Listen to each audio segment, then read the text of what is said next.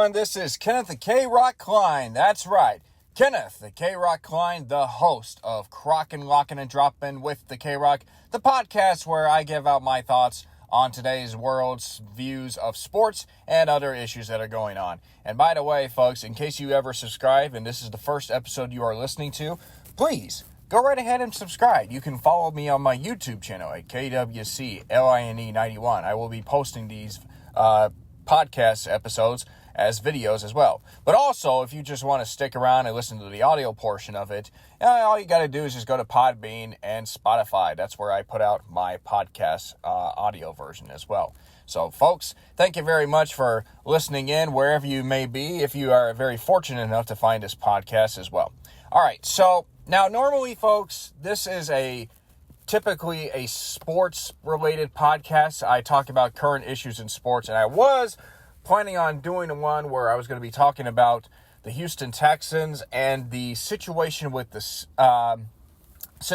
stadium. They're possibly thinking about building a new one unless they get some money, which has a lot of fans in Houston pretty concerned, upset, and angry, afraid that it's going to be another Bud Adams type era, although I don't think that's going to be the case.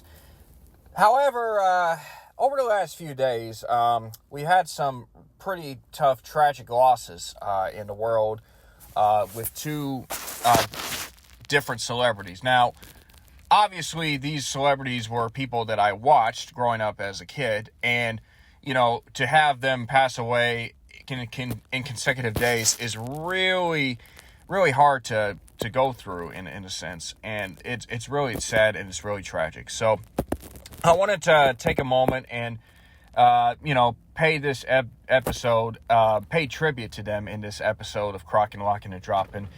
So a little bit of a shorter podcast, maybe a little different than what you're normally accustomed to. But hey, this is just kind of my way to pay tribute as well. So obviously the two celebrities that I'm referring to, Michelle Trachtenberg, who was a former child star on Nickelodeon growing up in the 1990s. And, I used to be a big Nickelodeon fan growing up. There were some great shows in the 1990s that you probably never heard of.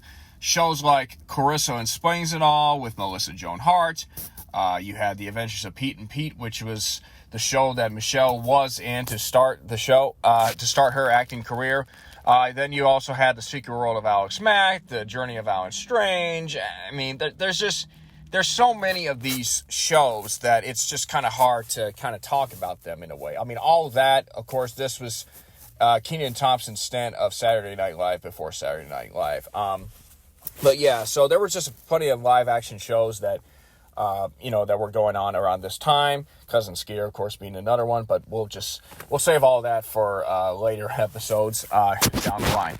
But yeah, Michelle Trachtenberg, who started her career as an actress, a child actor or actress, on those shows. She later got a starring role in a movie, Harriet the Spy, which was based on the Child's book. So I saw that movie. It was a pretty good movie. It was with her and Rosie O'Donnell, who was also in the movie. And yeah, it was a very interesting movie to see her as well. But she really didn't take off as an actress until she appeared in Buffy the Vampire Slayer, and then she was also on Gossip Girl. And, it was a very tragic, I say tragic, but it was just one of those things where, it just took some time before she finally got noticed. And, she really didn't have, like, a great acting career. Like, she had a good acting career. Like, she wasn't really in some well-known big-time movies. I mean, she did appear in some. There was one where she was involved with Zac Efron, who played the younger character of Matthew Perry, another actor who, unfortunately, we lost about a year or so ago. Rest in peace to Matthew Perry again. But yeah, it was like, the movie I think was called 17 again. And that was, a plot line where somebody goes back to relive their old high school days, trying to fix things up and, or actually not go back, but actually go back to himself at 17 in the current state that he's in. So yeah, it was that's another movie unto itself. But Michelle Trachtenberg was in some very decent movies. And, I never really saw her on any other TV shows as of late. She didn't really have a how do I put this? She didn't really like have a career that sort of makes you think that she would be appearing in Oscar-winning movies as well, but she was still a pretty good actress. Yet I found out that yesterday she had passed away. That she had a liver transplant, which, I guess had some complications to it because she kind of passed away. I don't know if that was as a result of that. They say that she passed away due to natural causes, so there wasn't anything as far as foul play or so, but it was just really unfortunate to have her, pass away. And I'll be honest, she was one of my celebrity crushes, or I guess you can say she was the first celebrity crush I had. Now, I was, let's see, in the 90s, I was like 7, 8, 9, and, I didn't know what a crush was, but I just felt like, man, that girl is something. Like, I didn't understand what it was like to have a celebrity crush or be in love in a way. Well, I wasn't really in love, but yeah, it's really, she really was that first celebrity crush that I had. And, over time you move past it and everything, and there are other actresses that you have celebrity crushes on, but she really was the first celebrity crush that I had. And I wish I could have told her that, but the odds of me meeting her were slim to none, because I think she was in New York at the time. And she was only 6 years older than me. She was 39 when she passed away, which is really sad. I mean, people that pass away at that age, I mean, it's like, why? Like, they have so much more to give, and I mean, I don't know the full story. I don't know the full extent of what she might have been going through as a child actress at that time, because I know that, Nickelodeon, they've had a bit of a bad reputation lately. There was a documentary that came out a couple months ago, which is really shocking. I didn't watch it, but I know that there were some horrific stories that took place on the set of Nickelodeon. And I don't think she was around. I don't think this happened when she was doing her show. But yeah, it's just so sad and so tragic when to have that take place. And I really, feel for her. I feel for her family, and it's just unfortunate, and it's really sad. But man, I really wish I could have, seen her in another movie. I always dreamed about maybe doing a movie with her, though the odds of me getting on the movie screen are very slim to none at this stage. But yeah, I always thought about that, maybe co-starring a film with her and everything. And, well, a kid can dream, can he? So let's put it that way. So Michelle Trachtenberg, obviously a real sad loss from her perspective, and from the family's perspective, and for all those that actually followed her career. It might have not been with the Nickelodeon shows. It might have been with Buffy the Vampire Slayer, which was a show that starred Sarah Michelle Gellar. It also might have been with Gossip Girl. Again, two shows that I wasn't too fond of, but I know she made appearances in them, and she was characters in those shows. And yeah, so it's a real tragedy. Like, I feel like people are starting, like, people knew who she was, and I'm not saying she was like a A-list celebrity. She might have been at best a B-list celebrity when it comes to TV screens, but they were obviously talking about her and the career that she had, and it's just really sad and unfortunate in a way. So obviously, rest in peace to Michelle Trachtenberg. I was going to mention Michelle Trachtenberg on the podcast of the episode that I was planning on doing, but then today I received more sad news, and with all due respect to Michelle Trachtenberg, Hollywood the movie industries, they lost a legend. They lost an icon. And that, of course, is the fact that Gene Hackman, who is without question, in my opinion, one of the top 5, top 10 greatest actors of all time, passed away at the age of 95. And it's real. It is sad, that he passed away. But what's really even more tragic is that his wife also passed away, and as did their dog. Apparently, they were living in Santa Fe, and his wife, who's about 30 years younger than he is, he's 95, and she's like 63. They both passed away, and along with the dog. And it's real tragic, because when you see that, when you see multiple people passing away in the same home around the same on the same day, that tends to get you a little bit worried. Was there foul play involved in everything? Was there, did somebody come in, want to plan to, murder those people, for selfish reasons and everything? But as it turns out, there was no foul play suspected. So now you start to think, okay, it's one thing that Gene Hackman passed away because he was 95 years old. He was getting up there in age in a way. And you might think, okay, he passed away from natural causes or so. But the fact that his wife also passed away says something. And you think, maybe there's a situation. And listen, what I'm about to say here, this is the theories that I thought about, things that could have happened. And I'm not trying to glorify this because, again, I don't know what happened. I think we can all speculate, but at the end of the day, I want to pay tribute to Gene Hackman and his outstanding career, and I'm going to do that. But here's what I think happened. I mean, at first you think, okay, he passes away, she sees that he's gone, and because it's such a heartbreaking moment because she loved this man so much, her heart's broken that she too passed away right on the spot. Now that's a bit of a stretch. It's a rare thing.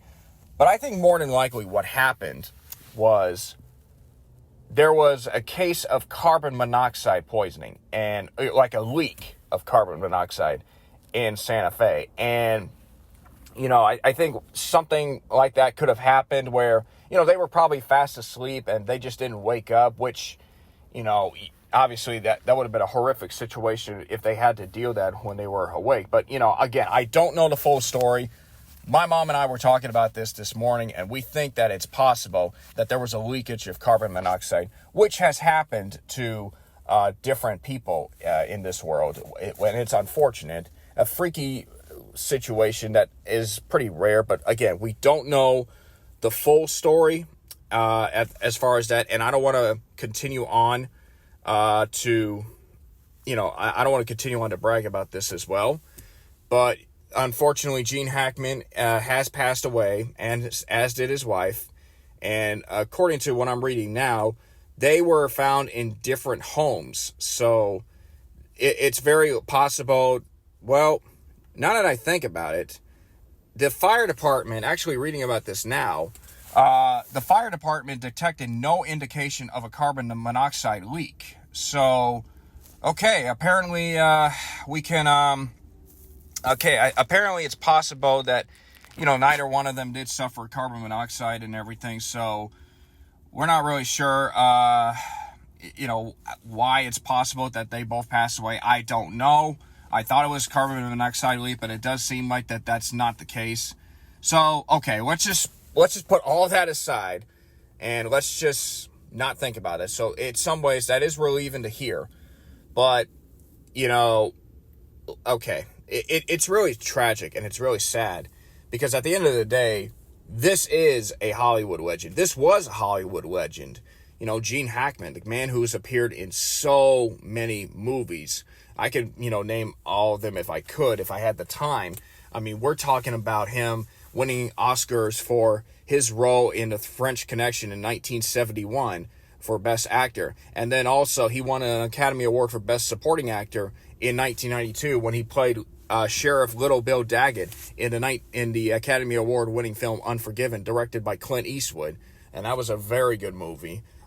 I did talk about his character on an episode of Two Pals on a Pod with my co-host, Mark T. Robinson, which, again, we can, we're hoping to get another episode out real soon. It's just been so busy with us lately, but yeah, but that's the way, I look at it in a sense. And, so basically, he was in other movies. He was in Bonnie and Clyde with Warren Beatty and Faye Dunaway. He also was nominated for an Academy Award in Mississippi Burning in 1988. He was in the Poseidon Adventure. And then recently, I saw a movie that he did, which I thought was really interesting. It was a movie called A Bridge Too Far, which was based on an award best-selling book talking about the United States, the Allied forces failed Operation Market Garden invasion in during World War II, where had they been successful, they would have put an end to this war by Christmas of 1944.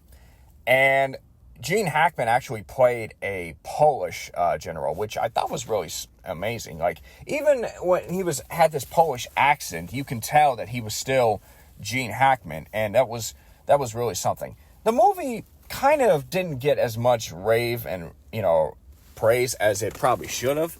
But, I mean, that's because that was based on an all-star cast. Like, there were a lot of actors in that movie, and I guess there were reasons why it just didn't quite generate as much buzz and excitement, probably because it might have been around the same time as the whole Star Wars phenomenon.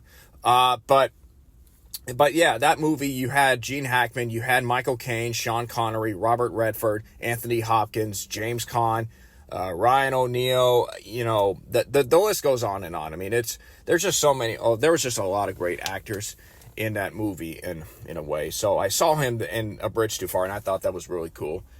And then, Gene Hackman obviously had appeared in other movies. One that comes to mind, of course, is the movie The Replacements, where he played the coach of a football team in Washington that had to deal with having replacement players after the league went on strike. And it was a situation where Washington needed to win 3 or 4 games just to make the playoffs before the strike came to an end. Now, that was in some ways, that movie was based on a true story of the 1987 Washington Redskins, who faced a similar situation, except it was earlier in the year, and they wound up winning all of their games, and that ultimately would lead them to win a Super Bowl. Of course, the replacement players who won those 3 games didn't get a Super Bowl ring until years later, when it was decided, you know what, they played a big part, they deserve it. So all the guys were, that was a very great moment to see from, the Washington movie as well. But yeah, I mean, The Replacements, you had Gene Hackman, Keanu Reeves, Jon Favreau. I mean, this whole thing goes on and on. I mean, it's just ridiculous as well. But that was a great sports movie. And then, he's been in some other films, The Birdcage with Robin Williams and Nathan Lane, that comes to mind. He was also in Superman, believe it or not. People forget about the fact he played Lex Luthor in Superman, the one with Christopher Reeves. And so, yeah, that was a very interesting movie as well. But of all the movies that I can remember him, being in, was the 1986 movie, probably, in my opinion, the greatest sports movie of all time, Hoosiers.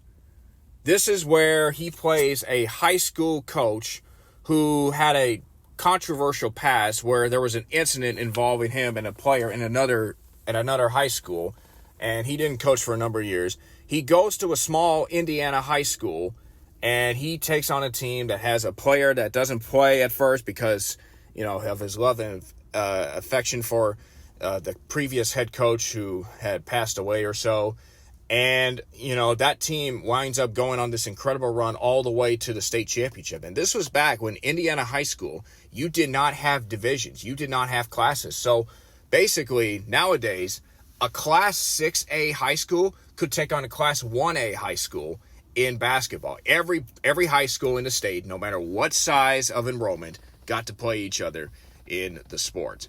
And that was based on a true story, although it was a fictional. It was a historical fiction film, but in some ways it was based on a true story of a team from Milan, Indiana, who wound up winning the state championship in 1954. And in my opinion, Hoosiers is the best basketball movie of all time, and it's also the best sports movie of all time. And I really felt that Gene Hackman playing the part of Coach Normandale was just tremendous. Now, I have heard some stories and reports that he was not a fan of the film. Whether that's true or not, I mean, I don't know. I think maybe Gene Hackman had a special soft spot in his heart for that movie. I mean, you probably might not remember him for Hoosiers more so than you might remember him for The French Connection or Unforgiven or Mississippi Burning or whatever movie that stood out to you more than anyone else. But Gene Hackman had been, that to me, Gene Hackman will always be known as Normandale in Hoosiers. And that one scene where he's in a locker room prior to a playoff game where he tells the guys, forget about the crowds, the size of the school, their fancy uniforms, and remember what got you here. Focus on the fundamentals that we've gone over time and time again. And most importantly, don't give a thought about winning or losing this game. If you could put your effort into playing to concentration and to playing to your potential to be the best that you can be, I don't care what the scoreboard says at the end of the game. In my book, we're going to be winners. Okay? And then the next thing you know, you have all the players clapping, doing a slow clap. It's one player, and then someone else comes in, and before you know it, the clap gets faster and faster and faster. Oh, man, those guys were ready to play right then in that moment. I mean, that is just, that's truly, truly amazing. And I'll tell you what, I mean, I get goosebumps watching that scene. And, you know, I told Mom and I told my parents today, when I found out Gene had passed away, I said, heaven gained a new coach. And they were right. Heaven did gain a new coach. I think that Gene Hackman's character as Normandale is arguably one of the greatest coaches, like coach portrayals, if you will, in the movie history. So I think you can argue that in all the coaching world. So, yeah. But, you know, it's really sad. Like, when you grew up and you watch all these, you know, your favorite actors and actresses perform, and they have a lasting impact on you. Some may more than others. Some of them that you really idolized, that you really admired, you know, had a big impact, that maybe not the same, that maybe were not as recognized as other actors that you watched as well. But I think what these two, what Michelle and Gene were some of the actors that I watched that made me visualize myself being in their shoes, being in the same location as them, being a hero, being a part of the movie, like being somebody, like being special. I still get that even now. You know, I still wish I was an actor, or if I had been an actor or so. Maybe I could have been a good one. I'm not saying I would have been the best actor ever. I don't think I have the looks to be that way, but hey, man, you never know. It's just so emotional thinking about all this, because the saddest part is that, you know, you probably were never going to meet these people in real life. You had to have a fortunate break, and most of the times they're spending their time in California or New York or wherever they may be working on their next film and all that. It's really sad and kind of unfortunate, you know, that when something like this happens, when a passing like this happens and it has an effect on you, you just look back and say, man, I want those days back. I wish I could have met them, because I don't know. I mean, they could have been great people. Maybe they could have been selfish people, but you know, it's not that they're trying to be selfish or be rude. It's just that they got their own lives to worry about. I mean, they're public figures, and almost every single day you have people that are kind of invading their space, and I'm sure that they probably don't. That's the one thing that if you ask any actor that they don't like, is having people invade their space. And I'm pretty sure that Michelle and Gene Hackman handled it very in different ways. But you know what? Regardless of whatever, you know, they were to people, whether they were nice or, you know, not so nice, or whatever their personality was, you have to respect them for being able to step on the stage and to be in the movie spotlight and do all this. And man, it's really sad. And you know, just thinking about it, I know I kept saying it's sad for a while, but it is sad. I mean, you're missing out on two people that were huge stars, huge people. And for that reason, I think I will always be grateful to both Michelle Trachtenberg and Gene Hackman. They were two different actors, two different characters, two different personalities, but one thing they had in common, they made me visualize being somewhere that I often wish to be. And that's a world that I think that everybody would certainly want to be as well. So rest in peace to Michelle Trachtenberg, and rest in peace to Gene Hackman. And you will definitely be missed. In fact, I will probably be watching some Hoosiers or maybe some clips of Michelle Trachtenberg, who I've seen her in Ice Princess. That was another great movie. Her in that Disney movie, and then she, of course, was in the first Inspector Gadget with Matthew Broderick. So yeah, they will be missed. I mean, I definitely miss those two. I didn't know them. I don't know if we would have been friends or acquaintances if I had met, but hey, I think the impact they left is to be desired. And so rest in peace to Michelle Trachtenberg and Gene Hackman once again. So, folks, that's going to do it for this edition of Krocking, Locking, and Dropping. I did say it was going to be a bit of a short podcast because I wanted to pay tribute to Gene and Michelle. But also, I just wanted to get a podcast out there. Again, I'm going to be busy for the next few weeks. It's not that I want to try to get more podcasts out there, but you're going to have to be a little bit patient with me just because, again, I'm busy and I'm hoping to get more podcasts out there over these next few weeks. So just stay tuned, hang tight, and again, guys, thank you very much for listening in. If you want to listen to my podcast, you can go to my YouTube channel at KWCLINE91 and also to Podbean and Spotify. That is where I put out my podcast and everything. Thank you very much, guys, and I will see y'all next time on another episode of Krocking, Locking, and Dropping with the K-Rock. Be sure to brush your teeth.